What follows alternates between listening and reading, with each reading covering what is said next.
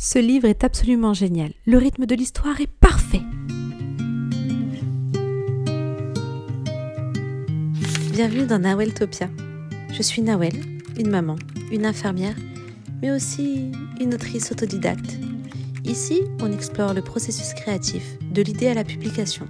Je partage mes astuces, mes réussites et mes échecs pour vous aider à donner vie à vos propres histoires. Attachez vos ceintures, on décolle pour un voyage littéraire. Bonjour à tous et bienvenue dans ce nouvel épisode de Naweltopia. Je suis ravie de vous retrouver pour un nouvel épisode et aujourd'hui on va parler de ce qui donne son élan à votre roman. J'ai nommé la structure narrative et le rythme. On va s'atteler à un épisode que j'ai intitulé « Le scénariste solitaire ». La structure et le rythme sont les fondations de votre roman. Dans le dernier épisode, on a vu que les personnages étaient le cœur de votre récit, ceux qui le font battre.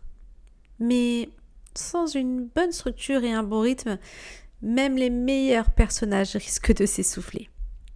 Imaginez que la structure narrative est un peu comme le squelette de votre roman.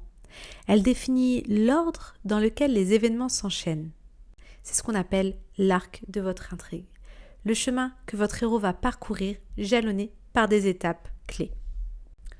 Ensuite, le rythme, c'est comme la musique de votre histoire, son souffle. C'est ce qui fait que le lecteur tourne les pages sans s'en rendre compte. Un rythme rapide va créer de la tension, une action effrénée. Un rythme plus lent va permettre de développer une ambiance, de plonger dans les pensées d'une personne ou tout simplement de décrire un lieu dans les moindres détails. Si l'un ne va pas sans l'autre, une bonne structure permet d'avoir un rythme maîtrisé et un rythme bien géré va renforcer votre structure. Sans eux, une histoire, même avec des personnages incroyables, peut devenir plate ou au contraire vraiment trop chaotique. Tenez, ça me rappelle ma propre expérience.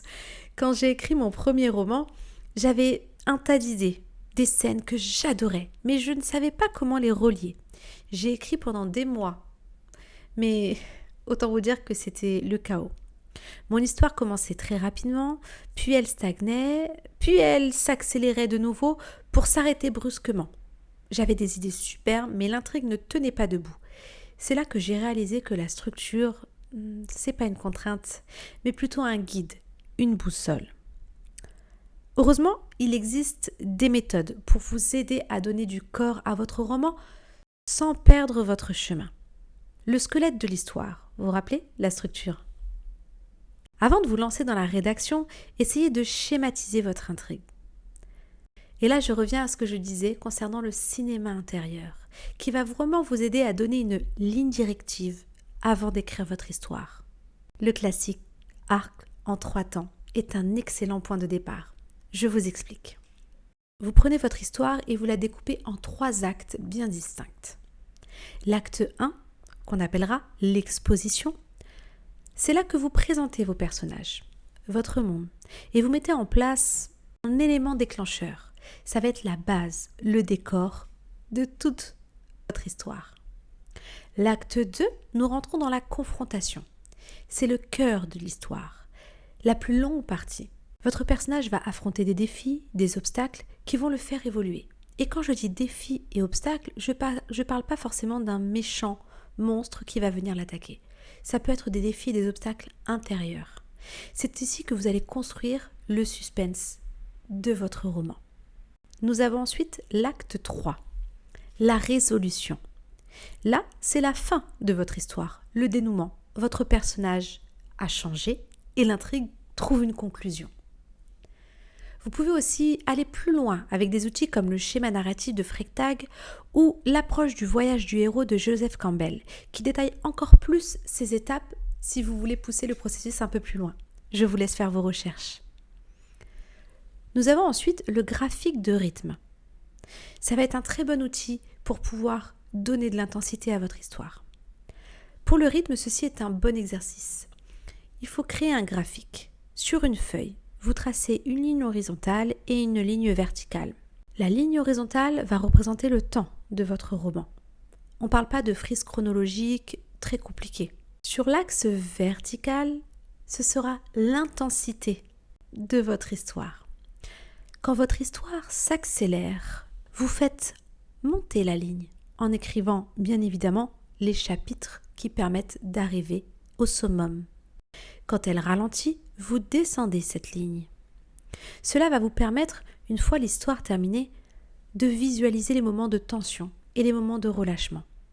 L'objectif n'est pas d'avoir une ligne droite, ce qui serait concrètement très ennuyeux, et on arriverait fatalement à un DNF. Mais de créer une courbe avec des montées et des descentes harmonieuses, des moments de tension et des moments de calme qui vont permettre au lecteur de souffler entre chaque chapitre. Ça vous aidera ainsi à ne pas lâcher le lecteur. Ensuite, nous avons le fameux plan du post-it. Si vous avez l'habitude de suivre un plan, que vous arrivez à suivre un plan, que vous aimez suivre un plan, cette méthode est faite pour vous. Vous pouvez faire ceci sur un mur ou sur une grande feuille.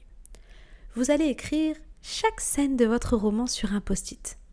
Vous pouvez utiliser des couleurs différentes pour vos intrigues principales et secondaires. Si vous avez des intrigues qui se passent dans le présent, dans le futur, dans le passé, voilà. L'idée, c'est que ce soit le plus lisible possible.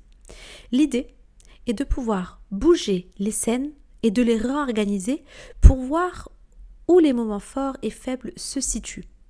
Si vous avez une série de scènes calmes, par exemple, qui se suivent, vous saurez qu'il faut en casser le rythme en insérant une action ou un rebondissement, une révélation, quelque chose qui va permettre d'accrocher le lecteur. Ça vous donne une vue d'ensemble et ça vous aide à corriger les déséquilibres de rythme. C'est vraiment très efficace quand on arrive à suivre un plan. Mais attention, point de vigilance, il va falloir absolument éviter les ventres mous. C'est quoi le ventre mou? C'est ce moment de l'histoire où plus rien ne se passe, où l'intrigue stagne.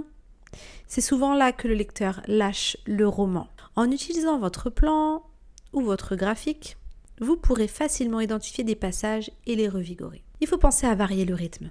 Si tout est rapide, honnêtement, on s'épuise. C'est trop pour nous.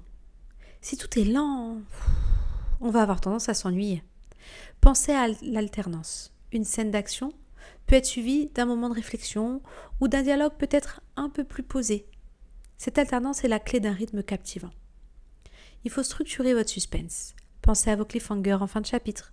Ça, c'est un très bon moyen de donner envie de tourner les pages. Donnez au lecteur une bonne raison de vouloir absolument lire la suite. Mais honnêtement, n'en abusez pas, parce que sinon on finit par lire le livre jusqu'à 3h du matin. Si vous écrivez un récit un peu plus doux, variez aussi les révélations. Voilà, j'espère que ces outils vous donneront de bonnes pistes pour construire l'ossature et le rythme de votre histoire. Souvenez-vous, la structure et le rythme sont là pour vous servir, pas pour emprisonner votre histoire. C'est vous, le chef d'orchestre. Dans le prochain épisode de Naweltopia, on parlera d'un autre point angulaire de l'écriture. J'ai nommé la correction. On se retrouvera pour un épisode que j'ai nommé l'heure de la correction, pour parler de ce moment que tous les auteurs redoutent. C'est tout pour moi et j'ai hâte de vous retrouver.